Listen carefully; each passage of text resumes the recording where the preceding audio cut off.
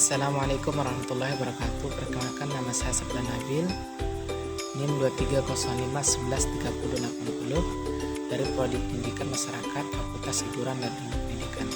Di sini saya akan mencoba membuat video ujian tengah semester atau kuliah teknik identifikasi kebutuhan pendidikan masyarakat. Nah, di sini saya akan mengambil judul yaitu strategi, metode, dan teknik identifikasi kebutuhan belajar. Nah, sebelum kita memasuki strategi, metode, dan teknik identifikasi kebutuhan belajar, kita harus mengetahui apa strategi itu.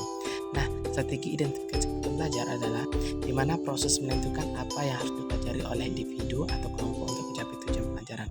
Nah, setelah diidentifikasi nih, kita harus menentukan tujuan pembelajaran tersebut untuk mencapai goals yang didapatkan setelah pembelajaran itu usai. Nah, setelah itu metode.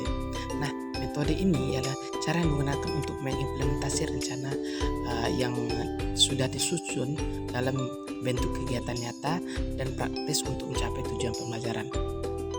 Nah, dalam hal ini untuk mencapai tujuan yang telah disusun dalam strategi tadi, kita harus menggunakan metode untuk mencapai tujuan tersebut dengan proses-proses yang kita lalui.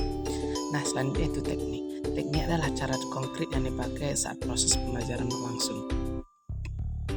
Nah, teknik ini bisa berbentuk seperti ceramah antara dosen atau guru menjelaskan kepada mahasiswa, maka mahasiswa mendengarkan secara langsung.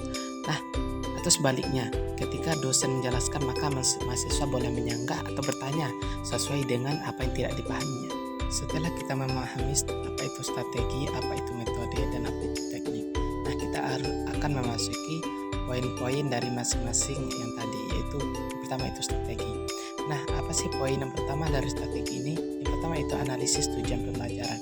Nah, dalam mengidentifikasi kebutuhan belajar tentunya diperlukan langkah utama dengan memahami tujuan pembelajaran yang ingin dicapai. Yang kedua yaitu evaluasi awal. Ini dilakukan dengan cara mengidentifikasi pengetahuan, keterampilan, dan sikap yang dimiliki oleh peserta didik terkait dengan materi pembelajaran, agar nantinya setiap pembelajaran itu dapat berjalan dengan baik sesuai dengan tujuan yang telah disusun. Yang ketiga yaitu konsultasi dan stakeholder. Nah, ini dilakukan dengan melibatkan berbagai pihak terkait, baik itu seperti siswa, orang tua, guru, dan pakar bidang untuk mendapatkan sudut pandang yang lebih baik. Nah, yang keempat itu prioritas kebutuhan. Nah, dalam pembelajaran itu pasti memiliki kekurangan tersendiri. Nah, dalam hal demikian kita harus melihat apa sih yang paling dibutuhkan dalam proses pembelajaran tersebut. Nah, hal yang demikian dapat kita lengkapi dengan memprioritaskan apa-apa yang dibutuhkan. Nah, yang kelima itu pengembangan rencana pembelajaran. Nah, gunakan hasil identifikasi kebutuhan belajar untuk merancang rencana pembelajaran yang sesuai dengan kebutuhan peserta didik, termasuk pemilihan strategi yang tepat. Nah, yang ketujuh yaitu evaluasi dan pengulangan. Setelah pelaksanaan pembelajaran, kita akan melakukan evaluasi kemajuan peserta didik. Apakah kebutuhan belajar sudah terpenuhi, dan lakukan pengulangan proses identifikasi kebutuhan belajar untuk memastikan efektivitas pembelajaran. Nah, hal ini sangat dibutuhkan atau hal ini sangat berdampak untuk bagaimana mencapai tujuan yang telah disusun tadi. Kita memerlukan evaluasi agar setiap step by step, langkah demi langkah proses yang kita jalani itu bisa terjalan dengan maksimal dan mencapai dan dapat tujuan serta goals yang diinginkan dari strategi yang kita susun dan rancang dengan baik. Setelah kita mengetahui strategi dari poin-poin dari strategi tersebut, kita memasuki itu metode yang digunakan. Yang pertama itu observasi. Nah, mengamati individu atau kelompok saat mereka belajar atau melakukan tugas tertentu agar dapat memberikan wawasan tentang kebutuhan mereka. Dengan menggunakan metode ini, kita bisa mengetahui apa sih hal yang sangat dibutuhkan dalam proses pelajaran tersebut. Nah, kedua yaitu wawancara. Nah, melakukan wawancara dengan individu atau kelompok untuk mendengarkan secara langsung apa sih keluh kesah yang dibutuhkan, diharapkan, dan dialami selama proses belajar. Yang ketiga itu kuesioner atau survei. Nah, teknik yang ketiga ini menggunakan data tentang preferensi belajar, tingkat pemahaman, dan kebutuhan individu atau kelompok. Ini bisa berbentuk seperti kertas yang disebar dan disuruh peserta didik, diminta kepada peserta didik untuk mengisinya. Yang keempat yaitu evaluasi hasil belajar. Analisis hasil tes, tugas atau proyek untuk menentukan hal apa yang diperlukan individu atau kelompok dalam pembelajaran. Yang kelima itu diskusi kelompok, berdiskusi dengan kelompok yang sama atau sejenis untuk mendengarkan pandangan dan pengalaman mereka dalam hal belajar. Yang keenam yaitu penggunaan teknologi.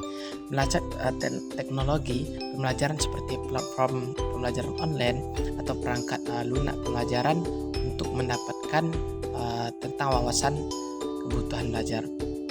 Nah, yang terakhir itu teknik identifikasi kebutuhan belajar.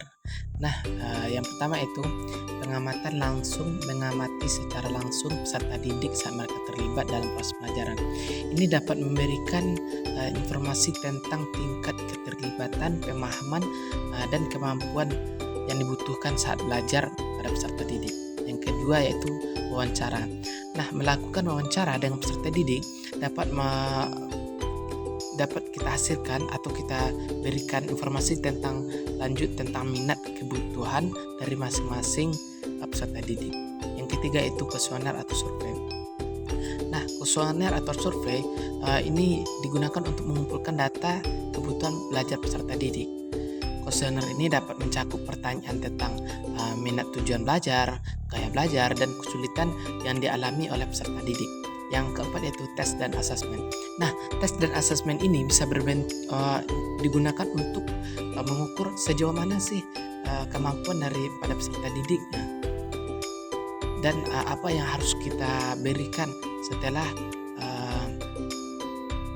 tes ini diberikan. Nah, yang kelima itu analisis hasil belajar sebelumnya. Nah, dengan melihat hasil rapor atau catatan dari sebelumnya, kita dapat memberikan hal yang dibutuhkan oleh peserta didik dalam proses belajarnya. Dan yang keenam itu kolaborasi dengan orang tua atau wali murid. Nah, dengan kolaborasi yang dilakukan ini, kita bisa memberikan atau bertanya secara langsung kepada orang tua bagaimana sih gaya belajar yang digunakan oleh peserta didik saat belajar di rumah ataupun di sekolahnya, agar nanti kita bisa memberikan kebutuhan apa sih yang diberikan untuk anak ini ya. Dan yang terakhir itu tinjauan literatur dan sumber daya. Nah, dengan membaca literatur, pedoman, buku teks, dan sumber daya lainnya yang relevan untuk mendapatkan pemahaman tentang kebutuhan belajar peserta didik. Nah, setelah kita melakukan hal-hal yang di atas, hal yang terakhir ini sangat penting ya, karena selain kita terjun secara langsung, kita harus memiliki pegangan dan landasan selain kita turun ke lapangannya itu dengan buku dan hal-hal yang lain seperti jurnal. Seperti itulah. Mungkin itulah yang dapat saya jelaskan. Mungkin kalau ada salahnya atau kurangnya saya mohon maaf. Saya akhiri dengan assalamualaikum warahmatullahi wabarakatuh.